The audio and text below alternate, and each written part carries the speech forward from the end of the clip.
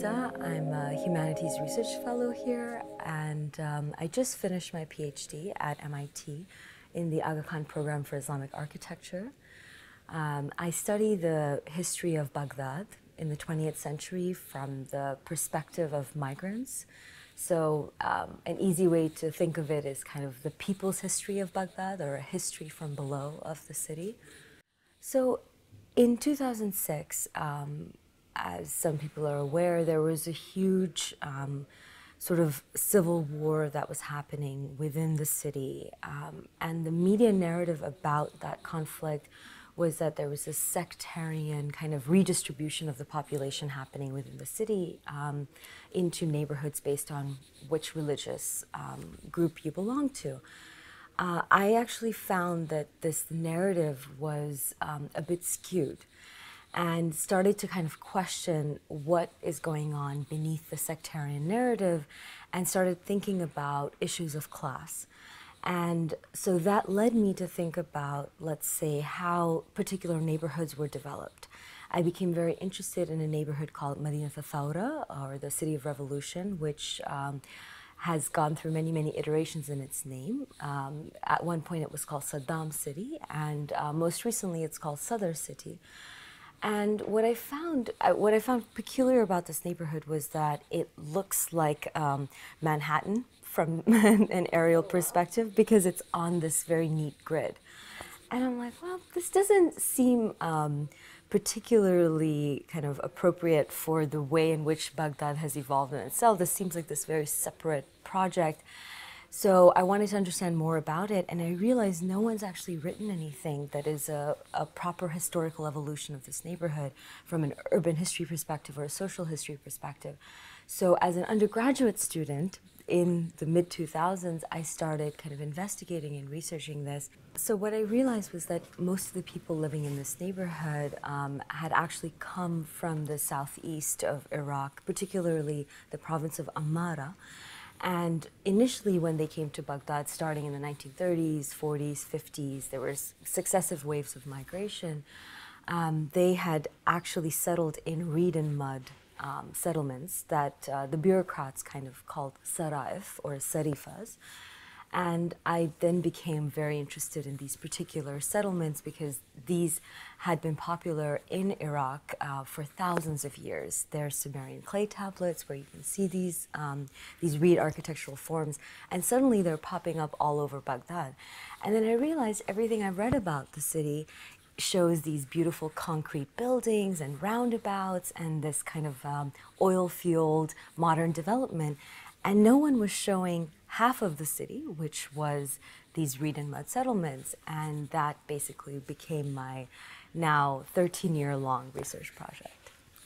So I think there are three different goals. The first goal is, as I said, I want to write a people's history of the city that is able to portray how migrants from southern Iraq dramatically transformed the city, provided all the labor, or much of the labor, for the physical transformation, all the construction of the formal built environment, also staffed all of the major institutions of the state, for instance, the police, the army, the civil service, construction industry. All of this was staffed by these migrants. I want to write a history of the city that basically gives a proper accounting for half of the city, and tell a history that is more complete, because these are the neighborhoods that decade after decade after decade we ignore.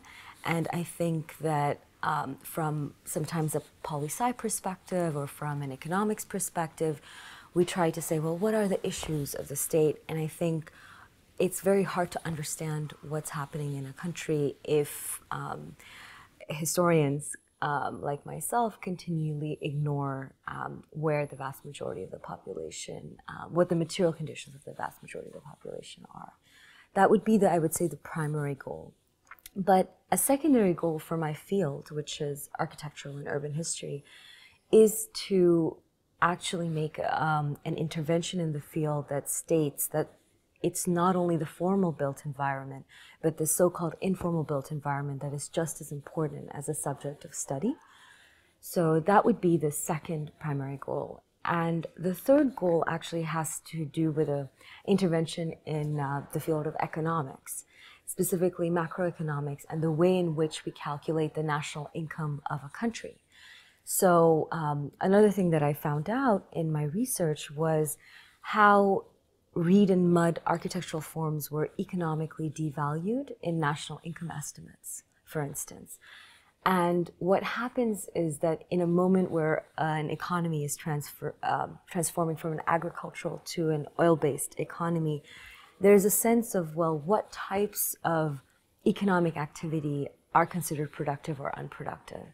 And it's not that building houses out of reed and mud was unproductive. It had been happening for thousands of years. These things were taxed. People there were paying some sort of nominal rent for the land they were occupying, whether they were in the marshes or they were in cities like Basra or Baghdad. And yet, when economists decide that these types of architectural forms fall outside of the production boundary, it sends a sort of shockwave throughout the world, where this type of architecture, this type of built form where human beings take the resources that are available to them, that are cheap and available, and build a settlement or build a house for themselves, that becomes not only a criminal act, but an economically worthless act. And so this is the third kind of goal. And as you can see, the latter two goals are much bigger than the history of Iraq. And I think that's what makes this project really compelling for me, which is why even after 13 years, I'm still excited about it, is that in addition to kind of trying to, gently rewrite the modern history of the country, I'm actually thinking that Iraq is a place to theorize from. So far, studying in places like MIT, at Harvard, you get the sense that all the theory originates from North America or the European context. I actually think that we can theorize from the Middle Eastern context. I think there's a lot to be thought of that applies to the rest of the world from the experiences of Iraq, from the experiences of the UAE. And so the second 2 points that I'm working on in terms of an intervention in architecture and an intervention in the field of economics is trying to theorize from Iraq. So being at NYU Abu Dhabi just 2 months after defending my dissertation has actually been an extremely supportive environment, because already, I think if I had been anywhere else, I might have suffered from a sort of loss in momentum that happens right after you finish a major project.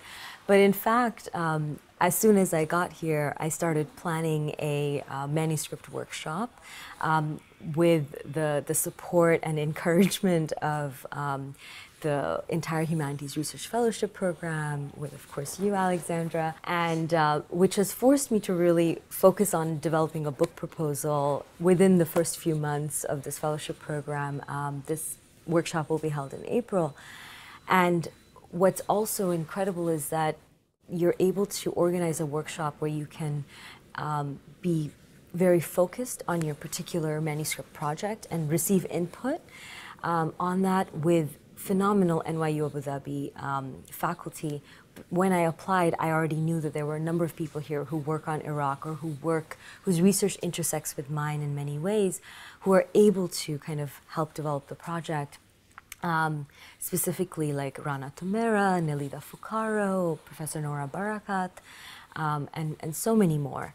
And that really, having that sort of community has really made me feel that I can test out whether the arguments and the narrative I've created in this dissertation can appeal to a larger audience and can be shaped by a different intellectual environment here. Additionally, I'm giving a lecture tomorrow to what I'm hoping is, again, a broad and diverse audience. And I'm actually hoping for some, critical questions, some feedback, some suggestions about what to develop, where to take this research next. I think that, I've been presenting so much in, conferences in the US or in my home university that sometimes we become a little comfortable with our arguments. So for me, the most exciting thing is actually to get the feedback of the incredible kind of faculty and fellows here and see how the project is formed by this experience.